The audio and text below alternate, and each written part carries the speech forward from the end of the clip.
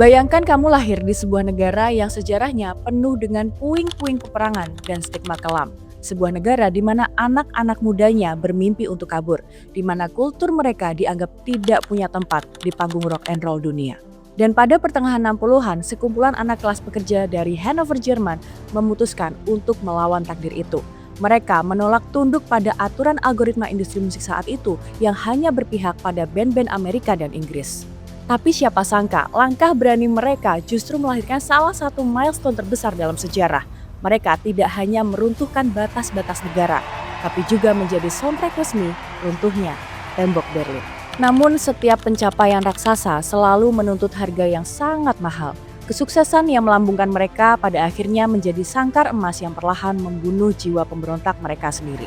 Jadi hari ini mari kita bahas band bapak-bapak asal Jerman ini.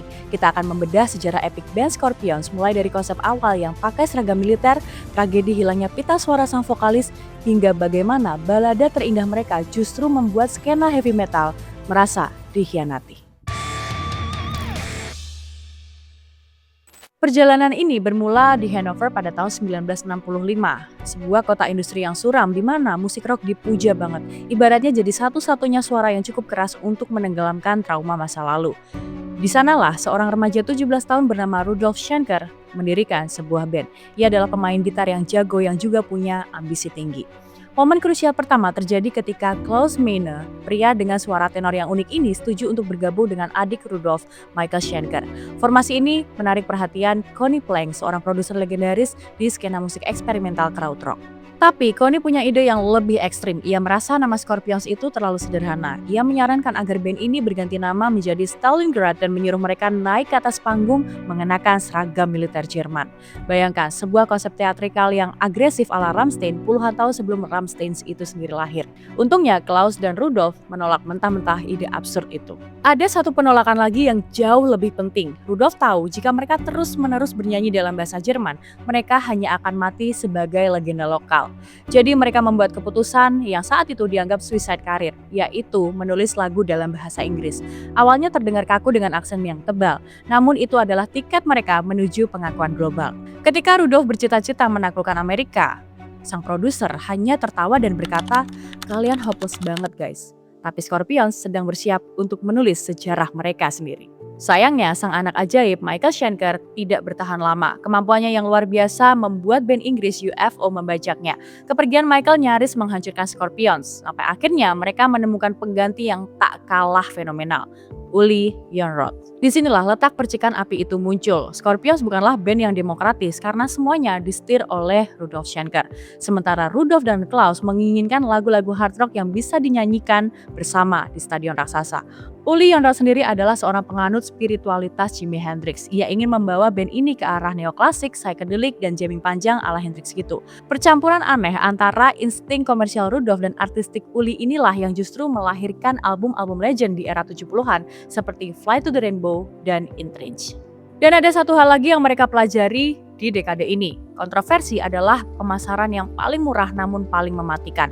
Album-album awal mereka kerap menampilkan sampul-sampul yang sangat provokatif dan melewati batas norma. Banyak dari sampul ini disensor, diganti atau bahkan dilarang beredar di berbagai negara. Tapi tahukah kamu apa efeknya? Nama Scorpions meledak. Larangan itu justru memberikan mereka publisitas gratis yang lebih masif dari pemutaran radio manapun. Mereka belajar bahwa kemarahan publik bisa diubah menjadi angka penjualan. Jenius banget. Tapi gaya hidup tur dan benturan ego perlahan mulai menggerogoti mereka. Pada tahun 78, Uli Roth muak dengan arah komersial band dan memilih untuk hengkang. Scorpions kembali kehilangan sayapnya. Memasuki akhir 79-an, formasi klasik Scorpions akhirnya utuh lagi. Matthias Chaps masuk dengan gaya bermain presisi yang memang diciptakan untuk stadium besar. Lalu datanglah Herman Rarebell, seorang drummer karismatik yang pernah hidup di Inggris. Karena Herman orang Inggris, ialah yang menulis lirik di Scorpions. Ia mengangkat kisah-kisah nyata di jalanan, klub malam, dan romansa rock and roll ke dalam lagu-lagu mereka.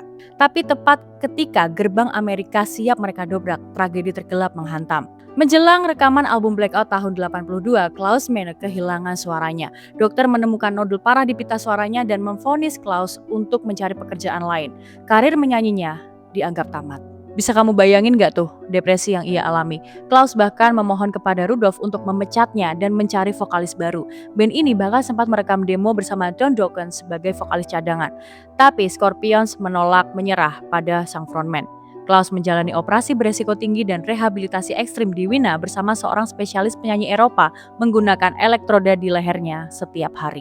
Dan ketika ia kembali ke studio, keajaiban terjadi. Suara Klaus tidak hanya pulih tapi kembali dengan kekuatan pita baja yang sangat luar biasa.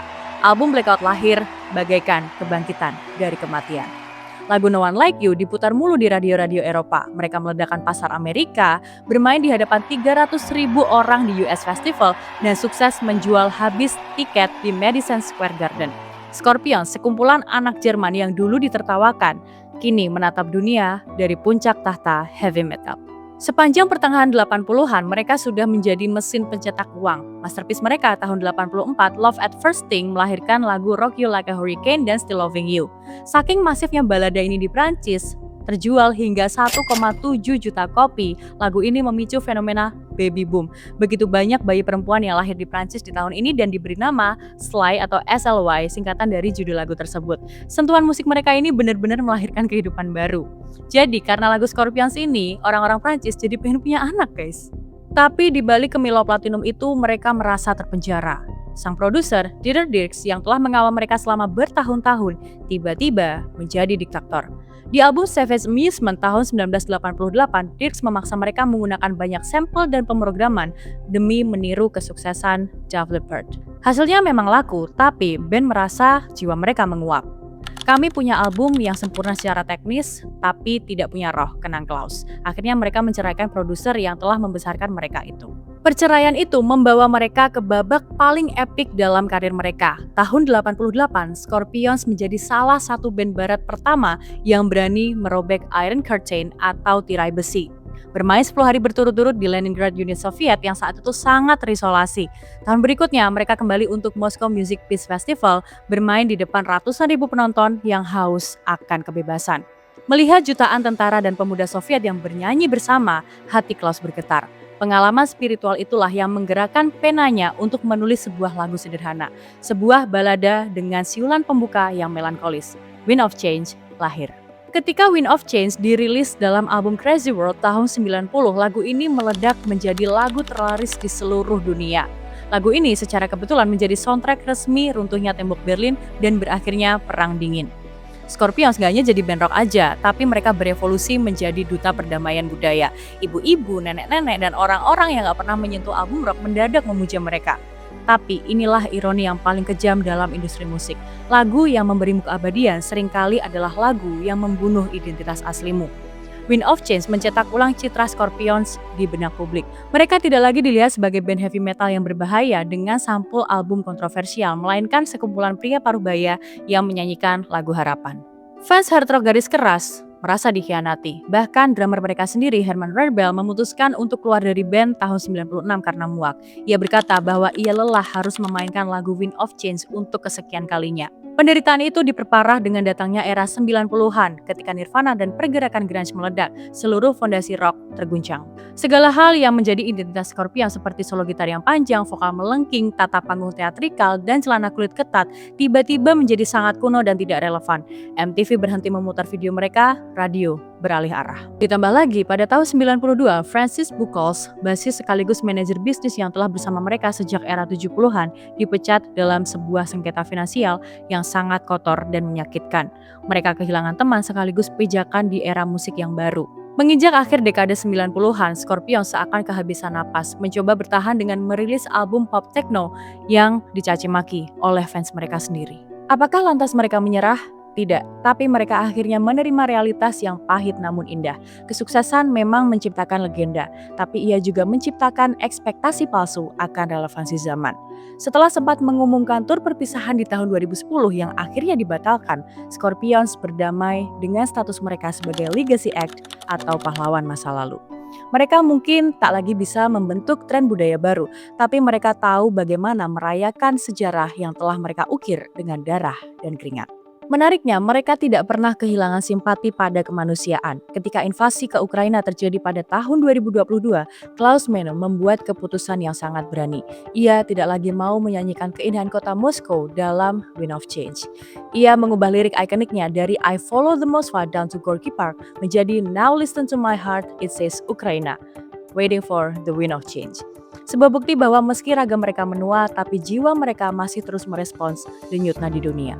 Ceritakan di kolom komentar apa memori terkuatmu tentang lagu-lagu Scorpions. Apakah kamu tumbuh besar dengan Rock You Like a Hurricane atau meneteskan air mata saat mendengar Still Loving You? Ataukah kamu Gen Z yang baru nemuin musik mereka? Ceritain semuanya di kolom komentar ya. Jangan lupa subscribe Music Odyssey buat kisah-kisah epik di musik rock and roll. Bye!